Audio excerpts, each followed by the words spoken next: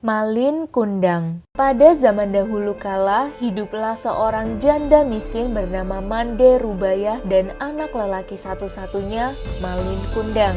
Untuk menghidupi keluarganya, Mande Rubayah bekerja membantu para nelayan memindahkan ikan-ikan hasil tangkapan ke daratan.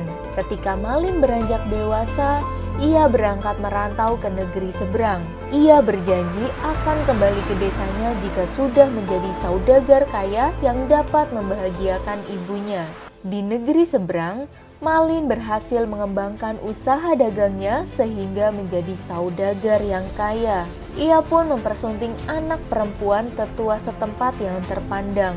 Namun, karena malu, ia tidak berani mengaku pada keluarga istrinya mengenai asal-usulnya sebagai anak yatim yang miskin. Suatu hari, Malin dan istrinya berlayar ke desa asal Malin karena urusan dagangnya. Mande Rubayah ternyata masih hidup dan mengenali Malin dari jauh. Ia pun merasa sangat gembira dan berlari menghampiri Malin. Namun, Malin bersikeras untuk tidak mengakui Mande Rubayah sebagai ibunya.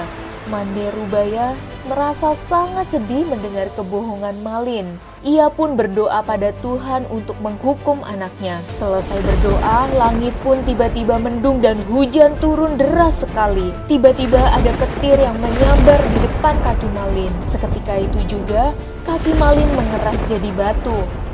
Alangkah kagetnya Malin dan orang-orang di sekitarnya. Ia segera bersujud meminta maaf pada ibunya. Namun, nasi sudah menjadi bubur. Tubuh Malin pelan-pelan berubah mengeras hingga seluruh tubuhnya menjadi patung batu.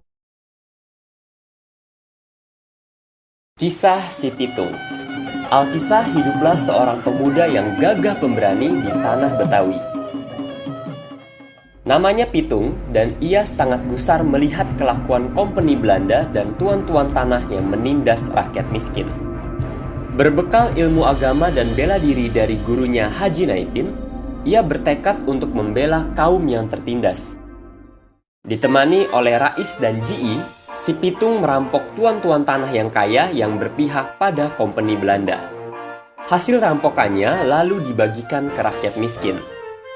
Rakyat miskin menganggap si Pitung dan teman-temannya sebagai pahlawan. Namun tuan-tuan tanah yang dirampok melihat mereka sebagai pengacau. Para tuan tanah itu pun menyewa para centeng atau tukang pukul bayaran untuk memberi mereka pelajaran. Sungguh hebat, si Pitung berhasil mengalahkan semua centeng yang dikirim tuan-tuan tanah. Para tuan tanah yang resah akhirnya mengadu pada kompeni